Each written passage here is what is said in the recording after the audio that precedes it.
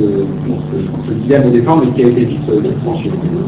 Est-ce que par rapport justement aux affects que c'est vrai, le fait d'avoir, c'est pas François, mais comme partie prenante dans ce dossier, des acteurs qui disposent de leviers d'action importants.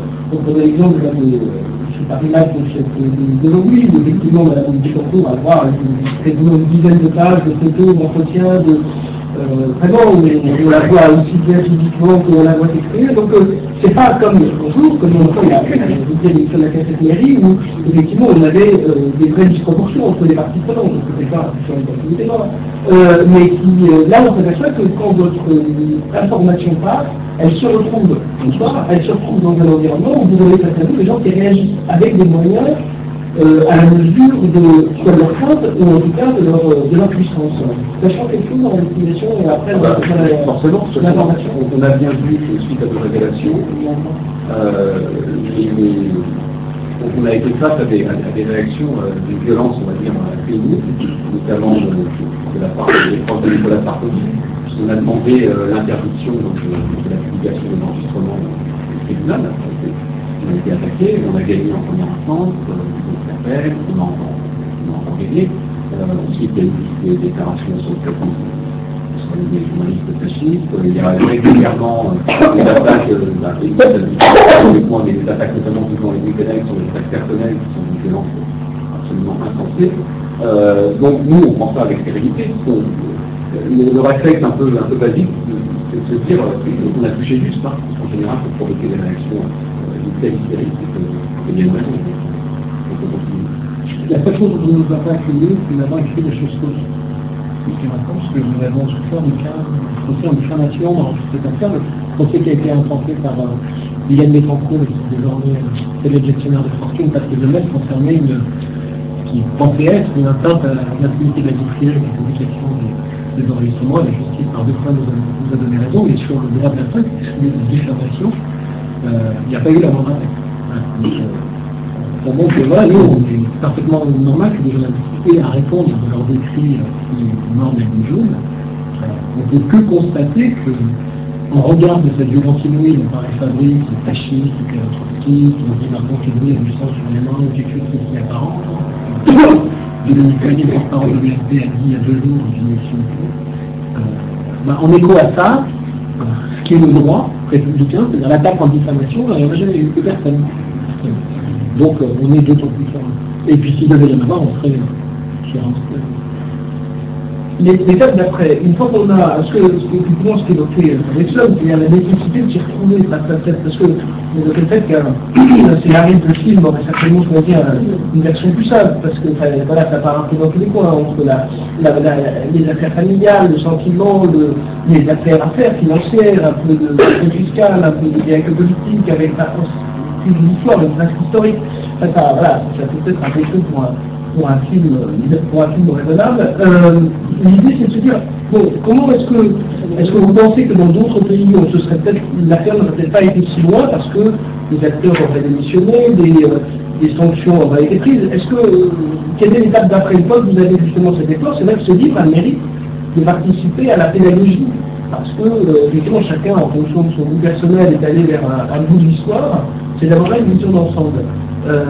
Notre sentiment après maintenant sur ce que vous pourrez dire, une fois qu'on a dit ça, qu'on a publié les enregistrements, vous aurez pu dire, on s'arrête, mais la machine va basculer, puis voilà, tout le truc va fonctionner normalement. Les sanctions sont prises, les conséquences sont tirées, et on peut retourner à un autre sujet. Là, c'est un peu une prise de face sur. On est en France, voilà. C'est-à-dire que dans les démocraties peut-être un peu plus avancées, quant à la gestion des contre-pouvoirs, la réponse médiatique et institutionnelle n'aurait pas été la même. Nous, on est, comment je veux dire, un peu un objet de curiosité, y compris internationale. On est en relation avec pas mal de journalistes étrangers, qui de la presse anglaise, américaine, espagnole, et surtout les anglo-saxons ou allemands, nous disent quel pays vous êtes. En Allemagne, on aurait publié le dixième de ce qu'ils avaient fait, les gens évidemment démissionnent, il y aurait un débat public avec des conséquences institutionnelles beaucoup plus graves. Et quand je dis on est en France, je pense que contrairement par exemple à l'Angleterre où aux États-Unis, le pays n'est pas outillé institutionnellement pour faire face à ce type de révélation. Institutionnellement ou alors moralement? C'est-à-dire qu'effectivement, Alors, c'est des choses, bon, on n'est pas arbitre de moral, mais même si on a pas le droit de poser des questions éthiques, il n'y a pas que le légal et l'illégal, il va dire. Non, mais quand je dis ça, c'est que, prenons un exemple qui est celui du Graal journalistique de Watergate. Watergate, évidemment, n'aurait jamais vu le jour sans l'opiniâtreté de deux journalistes, du Washington Post, et toute l'histoire racontée, etc. Très bien. Mais on est allé jusqu'à la procédure du Benchmark, il y a eu toute cette suite politique qu'on connaît, parce qu'il y a eu des relais institutionnels, à la fois judiciaires et parlementaires. En France, l'affaire de Betancourt, il n'y a pas de commission d'enquête parlementaire, pas de mission d'information, il y en a eu sur cette code de bleu, il n'y en a pas sur l'affaire de Betancourt. Et d'un point de vue judiciaire, on est au cœur d'un scandale assez étourdissant. Et là, il n'y a pas besoin d'être ni hétérotrotskiste, ni fasciste, ni je ne sais quoi, pour prémouvoir la situation d'un procureur qui est statutairement, hiérarchiquement soumis au pouvoir politique, sur lequel il enquête, qui est un ami du président de la République, qui se revendique comme tel, lequel président est éclaboussé par l'affaire, et qui, cerise sur le gâteau, est concerné au premier chef, et l'un des principaux protagonistes des enregistrements qui sont à l'origine des enquêtes qu'il mène. Donc, voilà, et là, c'est ça. Et on a aujourd'hui le deuxième magistrat français, qui est le plus haut procureur de France, Jean-Louis Nadal, procureur général de la Cour de cassation, c'est la plus grande instance judiciaire française, qui dit il faut un juge d'instruction indépendant dans cette affaire. Donc lui n'a pas de pouvoir hiérarchique, l'autorité morale, mais il est très fort. Et comme un petit garçon, sur les courants, dit non, moi je veux garder les enquêtes, pour moi, que pour moi, et il a un pouvoir, les enquêtes préliminaires, c'est le type d'enquête menée par un parquet, un procureur, comme M. Couva, il faut savoir que ce sont des enquêtes qui sont secrètes et non contradictoires, puisque les personnes qui sont impliquées dans le dossier n'ont pas accès au dossier. Et par ailleurs, elles ne peuvent pas faire de demande d'acte. Voilà. Et par exemple, M. Burke n'a pas accès au dossier, il ne fait pas. Et malgré le fait que le procureur général de la Cour de cassation dit qu'il faut un juge indépendant, qui a d'ailleurs des attitudes procédurales plus importantes, et puis c'est une garantie, il n'est pas soumis au pouvoir sur lequel il enquête, il faut un juge indépendant. Si on a été la réponse de Maître Le Borgne, qui est l'avocat de M. Burke, c'est dire non, nous n'en voulons pas. Nous voulons une enquête rapide, c'est ce qu'il a dit, je cite, nous voulons une enquête rapide, et on ne veut pas recommencer à zéro. Donc voilà un homme, un avocat qui défend une personne qui dit qu'il préfère avoir une enquête sous le joug d'un pouvoir discrétionnaire, celui du procureur, sans avoir accès à la procédure, donc qui laisse une garantie moins le droit de la défense, qui est censé donc c'est stupéfiant.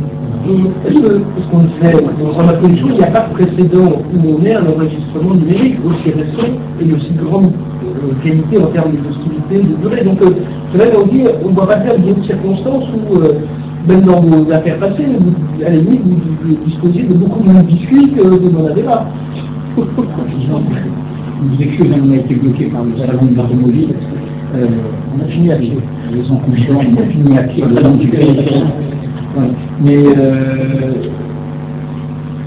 il y a un matériau exceptionnel, en l'occurrence, mais qui est c'est le fait que montant de voix qui en fait quelque chose de très rare et qui, au fond, fait penser, si on avait une similitude, c'est pas du tout ni la même affaire, comme Fabrice nous l'a rappelé, c'est pas du tout le même contexte, mais c'était les bandes de Nixon dans son bureau. C'est-à-dire les voix, du coup, on entendait la vulgarité de Nixon, on entendait sa grossièreté, on entendait sa façon de parler de ses adversaires politiques.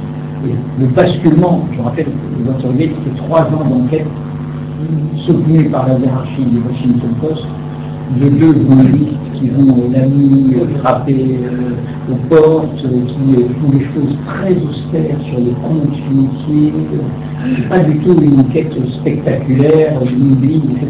Et ces 3 ans, il y a un journal qui est assez fort et avec une direction assez indépendante pour soutenir ces enquêteurs. 3 ans, quand on entend déjà des gens qui disent quand même, du cours, ça fait beaucoup, ça fait 2 mois, voilà, 3 ans pour arriver à ce que les débouches. Et le basculement, c'est les bandes. Parce que les bandes créent un effet de réalité, et là, le procureur, pourtant nommé par Nixon, choisit sa fonction contre sa fidélité politique, et du coup, ça fait la procédure d'impeachment qui, comme vous savez, il va démissionner avant.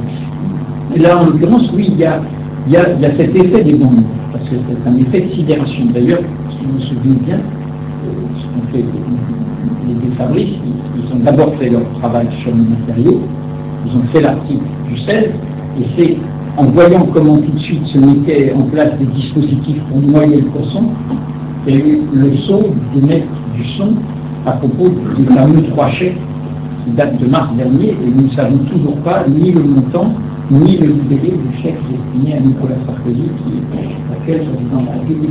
Et en mars dernier, c'est là où vous avez tous entendu ce passage des bandes, où M. Le Maire dit « ça leur fait plaisir et c'est pas cher ».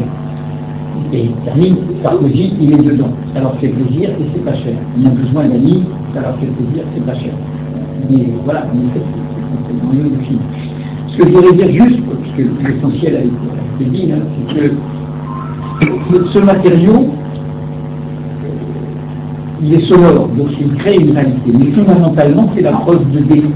Ce sont des pièces à conviction qui montrent des délits en train de se commettre. Après, c'est à la justice d'enquêter sur les délits, de voir où sont les responsabilités, de voir s'il y a des circonstances atténuantes, il y a plein de choses. Il y a des délits, voilà, il y a de la fraude fiscale, on la voit se commettre. Il y a une intervention du pouvoir politique dans un dossier judiciaire, on le voit en train de se commettre. Par exemple, dans tout le côté hyper gigole de cette affaire, son point de départ a été oublié. Il n'y a pas d'affaire Bettencourt sans intervention de l'idée. C'est pour ça que j'ai coutume de dire que ce n'est pas une affaire Woerth, c'est une affaire Sarkozy. Je l'explique très factuellement. Les bandes le montrent. Vous avez la fille de Mme Bettencourt qui pense que sa mère est abusée. Il dépose une plainte. Le procureur de Nanterre ne désigne pas de juge, fait une enquête préliminaire pour voir si la plainte, il y a des substances derrière, si elle est solide. Donc les policiers enquêtent, ils voient du personnel de maison. Les policiers concluent que oui, il y a des forts soupçons d'abus de faiblesse de Mme Bettencourt. M. Courroy, qui est au départ, au-delà de ses fidélités politiques, c'est un magistrat qui sait ce que c'est qu'une enquête. Il l'a montré comme une instruction. Donc M. Courroy voit que les policiers vont dans cette direction-là, et puis il va pour dire, oui, on va Françoise Bettencourt, sa plainte est légitime, et en avant. Et à ce moment-là, le groupe de gens qui profitent de la faiblesse de Mme Bettencourt disent il faut qu'on évite ça. Et comment on évite ça dans ce monde-là? Eh bien, on va voir le président. Et le président va faire changer le cours de la justice. C'est après qu'il y ait eu cette visite à M. Nicolas Sarkozy que par miracle, M. Courroy a changé de position.